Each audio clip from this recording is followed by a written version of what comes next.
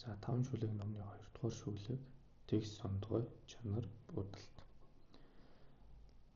За тэгш сондгой чанарыг нь ашиглана гэдэг. За энийг эхлээд ер нь бол тэгш сондгой чанарт хичээлүүд өмнөх хичээлүүдэж үзэж байна. Тэгэхээр энэ эхний бодлогоос шууд бодоод эхлэе. За хэсэг бүрийн хамгийн их тоо бусад тоонуудын нийлбэртэйг тэнцүү байхаар нэг юм хэсэг байгаа. Энэ дотор А гэдэг тоо бол бусад тоонуудын нийлбэр нь бас А байхаар. Дахиад ингээ хэсгүүдэд байгаа хэдэн ч хэсэг гэж бол B хэсэг B доторгоо B-гээс бусад тоонуудын нийлбэр бас B байхаар. Хэдэн хэсэг болон тоонуудад хэдэн хэсэг болон хувааж болох хэдэн ч хэсэг гэж магадгүй 2 ч юм уу 3 ч юм уу гэх мэт.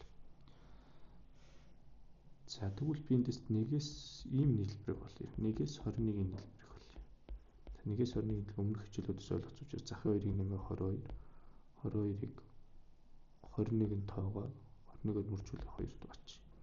Тэгэхээр 11-ийг үржих нь 21 буюу энэ бол сондгой тоо гарах. Нэгээр төгсөндөө сондгой тоо гэсэн үг. За гэтэл хэсэг дэх тоонуудын нийлбэрийг болъё. За эхний хэсэг дэх тоо хамгийн их тоо нь А, бусад тоонуудын нийлбэр нь А юм чинь ингээд нийлээд эхний хэсэг дэх тоонуудын нийлбэр 2А. Дараагийн хэсэг дэх нь муу ялгаа авахгүй 2B. Гэх мэтлэн нэгсэндөө тэгш тоонууд байгаа гэсэн нийт хэсэг төсвөрийн нийлбэр. Тэгвэл тэгш тоонуудын нийлбэр 2А дээр нэмэх нь 2B гэх мэтлэн тэгш тоонуудын нийлбэр тэгш гарна. Гэтэл нийт нийлбэр маань сондгой. Тэгэхээр эндээс зөрчил үүсээд нэгсэндөө 1-ээс 21 гэдэг тоо өгсөн нөхцөлийн дагуу ингэж хувааж чадахгүй юм байна гэж хэлж байгаа. За 22 дугаар бодлого. За шид гацууранд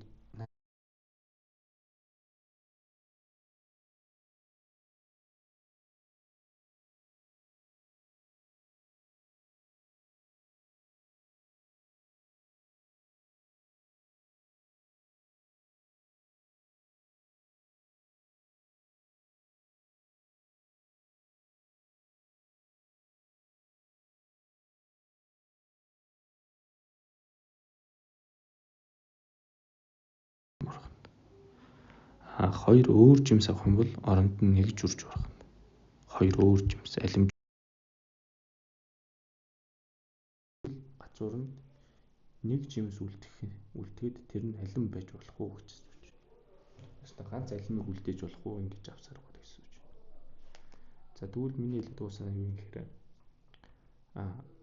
яаж ч авсан жүржийн тоог яаж өөрчлөгдөв гэж ажиглана. Нэгсдөө жүржийн тоог тийг болгож болох уу гэдгийг л хариулах гэдэг байна. Тэгээ жүржийн тоог тийг болгож чадахгүй бол гацуунд нэг алим болгож чадахгүй гэсэн үг. За тэгвэл хоёр өөр жимс авах юм бол жишээ нь алим жүрж авах юм бол алим жүрж авсан гэж сэтгэе л да. Тэгвэл оронд нь нэмээд нэг алим ургана. Тэгэхээр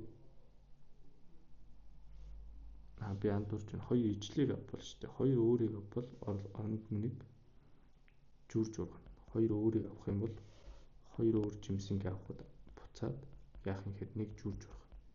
Тэгвэл алим жүрж хоёрыг авахд нэг жүрж буцаа урагчаад жүржийн тоо хөдлөөгүй гэсэн үг. Анх байсан дараа хэвээр яваа гэсэн үг. Тэгээр хөдөлсөн гэсэн үг санаа. Алим авах юм бол оронд нь нэг алим ургах учраас жүржийн тоо дахиад хөдлөхгүй гэсэн үг.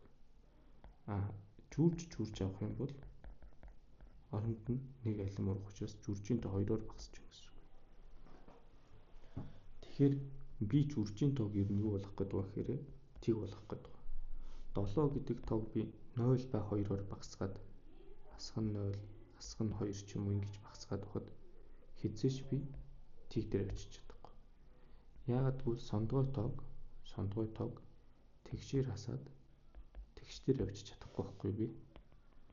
2-оор хаснаа гэдэг чинь тэгшээр басна хэзээч би нэг тэгш дээр авчиж чадахгүй. Нөгөө тэгшийн нийлбэр тэгшүүд учраас эсвэл сондгоогоос тэгшийг асахад үргэлж сондгоо гарах хэрэгтэй учраас би хэзээч юм тэгш дээр авчиж чадахгүй учраас энэ дээр зөрчил үүсэж байгаа гэсэн үг.